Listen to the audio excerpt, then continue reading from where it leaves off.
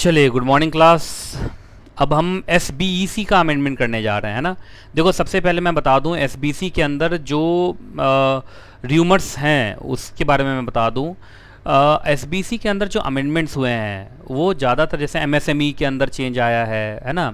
और आपका स्टार्टअप के अंदर थोड़े बहुत चेंज हुए हैं। लेबर लॉ के अंदर जो चेंज हुआ है उसमें से बहुत सारा चेंज अभी अप्लीकेबल नहीं है, और जो अप्लीकेबल हुआ है वो भी उस डेट को हुआ है जो जुलाई अटेम्प्ट के लिए अप्लीकेबल नहीं है ना। जैसे कुछ तो अप्लीकेबल, जैसे लेबर लॉ के अंदर जो अमेंडमेंट हुआ, लेबर लॉ वाले अमेंडमेंट अभी अप्लीकेबल हुए ही नहीं हैं, या जो हुए भी हैं वो उस डेट को हुए हैं जो डेट से अगर 6 महीना गिनेंगे तो जुलाई के बाद पहुंचता है, तो दिसंबर के लिए वो अप्लीकेबल है।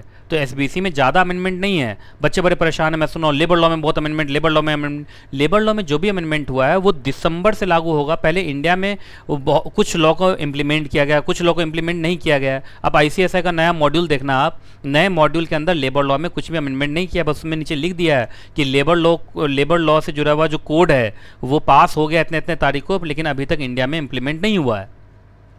तो इम्प्लीमेंट होता जाएगा, अपने कोर्स में आता जाएगा, मैं पढ़ाता जाऊंगा, तो आपको घबराने की ज़रूरत नहीं है। जहाँ जहाँ अमेंडमेंट है वो मैं करवा दे रहा हूँ, है ना। तो पुराने ओल्ड सिलेबस के बच्चे भी थोड़ा सा परेशान रहते हैं लेबर लॉ को लेके, उसमें भी ऐसा कोई खास अमेंडमेंट नहीं है। देखो, लेबर लॉ चेंज होगा तो दोनों के लिए होगा। ओल्ड सिलेबस में आईएलजीएल वालों के लिए होगा, न्यू सिलेबस में एसबीईसी वालों के लिए चेंज होगा, तो आप घबराते क्यों हैं, है ना। तो चलिए शुरू करते हैं हम एसबीईसी का अमेंडमेंट, ठीक है जी।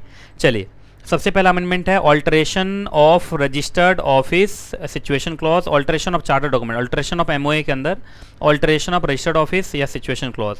देखिए, इसमें एक जब हम एक स्टेट से दूसरे स्टेट जाते हैं और वहाँ पे एग्जैक्टली देखो सी वाला पॉइंट है ना, change with in the, with in the same state, मतलब स्टेट चेंज नहीं कर रहे आप। जैसे आप तमिलनाडु है, चेन्नई और कोयम्बटूर के बीच में आप चेंज कर रहे हैं। महाराष्ट्र है, वहाँ दो आरओसी है। मुंबई और पुणे के बीच में आप क्या कर रहे हैं, चेंज कर रहे हैं, उस एरिया में चेंज हो रहा है। तो उस केस में अगर आपको याद हो तो एसआर प्लस आरडी अप्रूवल होता था। तो पहले आरडी के पास जब आप एप्लीकेशन लगाते थे तो आरडी उसके ऊपर 30 डेज़ के अंदर क्या करता था, डिसीजन देता था अप्रूवल के ऊपर। अब उसे वो 15 डेज़ के अंदर अप्रूवल दे देना है। और जब अप्रूवल की कॉपी कितने दिन में फाइल करनी होती थी आरओसी को, 60 डेज़ के अंदर, अब वो कितना हो गया, 30 डेज़। इसका मतलब आधा कर दिया सीधा। आरडी पहले अप्रूवल देता था कितने दिन में, 30 डेज़ में, उसको घटा के क्या कर दिया गया, 15 डेज़। और आरडी के अप्रूवल की कॉपी आरओसी को फाइल होती थी पहले 60 डेज़ में, अब उसको घटा के क्या कर दिया गया, 30 डेज़, ठीक है जी। चलो, ये है एक। दूसरा, Nidhi and producer company. Nidhi company के अंदर थोड़ा सा डेफिनेशन में चेंज है। देखो, rule 3DA of Nidhi amendment rule 2019, बस चेंज क्या सो देख लो। पहले जो चेंज था, पहले जो था वही था, निधि का मतलब वो जिसका ऑब्जेक्टिव होता है cultivating the habit of thrift, receiving deposit from and lending to members only, ये सब पढ़ाया हुआ आप लोगों को। और यहाँ पे एक लाइन लिखा हुआ था, which complies with company Nidhi company rules 2014। इस बार थोड़ा सा वही चेंज कर दिया बस। निधि का मतलब वो कंपनी जो निधि के रूप में बनाई गई है और जिसका ऑब्जेक्टिव वही है, cultivating the habit of thrift and savings amongst members and receiving deposit from, अपने ही मेंबर से डिपॉजिट लेना और अपने ही मेंबर को डिपॉजिट लोन के रूप में देना। मतलब इसे म्यूचुअल बेनिफिट के लिए काम करते हैं, अपने मेंबर्स में सिमटे हुए होते हैं, इनका बाहरी दुनिया से कोई खास मतलब होता नहीं है। एंड विच कंप्लाइज विथ, वहाँ पर रूल का नाम लिखा हुआ था, इस बार रूल का नाम नहीं लिखा बस। And which complies with the rules made by the central government for the regulation of such class of companies. मतलब बस यहाँ जो रूल का नाम पहले लिख देता था, अब रूल का नाम नहीं लिखा है, ये ओपन एंडेड कर दिया है कि सेंट्रल गवर्नमेंट निधि को रेगुलेट करने के लिए एक से ज़्यादा रूल भी बना सकता है, ठीक है।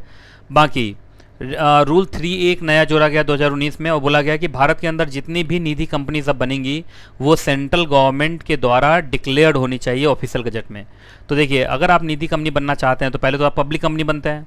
पब्लिक कंपनी बन के आप सेंट्रल गवर्नमेंट के पास जाइए, फॉर्म नंबर NDH में अप्लीकेशन लगाइए, MDH नहीं, NDH, निधि NDH में क्या कीजिए आप, एग्जैक्टली एप्लीकेशन लगाइए। और NDH फॉर्म पे अगर सेंट्रल गवर्नमेंट को लगा कि आप पब्लिक कंपनी है और बाकी सारे कंडीशन सेटिस्फाइड हैं, तो फिर वो आपका नाम एज ए निधि कहाँ पर एग्जैक्टली डिक्लेयर कर देगा, ऑफिशियल गजट में, और उस दिन से आप निधि कंपनी माने जाने लगेंगे। वाइंडिंग अप वाले के बारे में मैंने कंपनी लॉ में भी बता दिया था आप लोगों को, मैं फिर से बता दे रहा हूँ। अब जो कंपलसरी वाइंडिंग अप है, compulsory winding up chapter 20 of companies act से चलता था, अब वाइंडिंग अप के ऊपर रूल्स भी बन के आ गए हैं, जिस रूल का क्या नाम है, कंपनीज वाइंडिंग अप रूल 2020। तो बस रूल भी अब आ चुका है, इस बात का ध्यान रखना है। बाकी मैंने बताया था कंपनी लॉ के अंदर, फिर से बता दे रहा हूँ।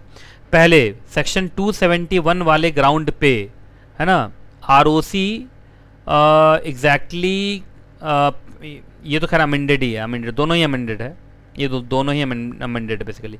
पहले यहाँ पे लिखा हुआ था कि बी सी डी सिर्फ इन्हीं 3 ग्राउंड पे आरओसी एप्लीकेशन लगा सकता है for the purpose of compulsory winding up. लेकिन अब बताता है सिर्फ क्लॉज ए छोड़ के, इसका मतलब बी भी चलेगा, सी भी चलेगा, डी भी चलेगा, ई भी चलेगा, एफ होगा तो एफ भी चलेगा। मतलब सिर्फ क्लॉज ए को छोड़ देंगे, क्लॉज ए वाला ग्राउंड को छोड़ देंगे, बाकी सारे ग्राउंड पे आरओसी चाहे तो पिटिशन लगा सकता है for the purpose of compulsory winding up. NKJ SBC volume 2 के अंदर बस एक लेबर लॉ में थोड़ा सा चेंज है, वो क्या चेंज है वो देख लीजिए।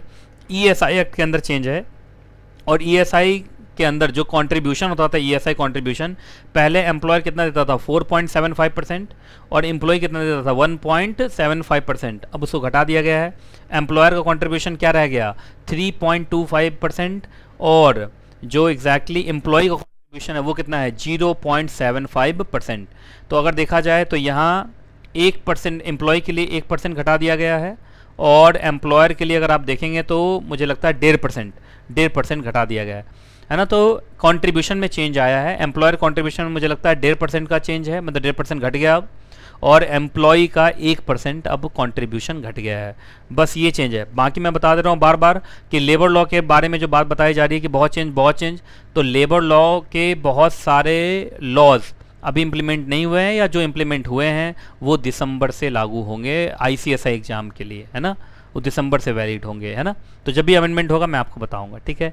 तो एसबीसी में अमेंडमेंट यहीं तक, फिर मिलूंगा अगले अमेंडमेंट में, और जब तक मैं ना मिलूं दुआ में याद रखिएगा। खुश रहें आप, खुश रहें आपका परिवार।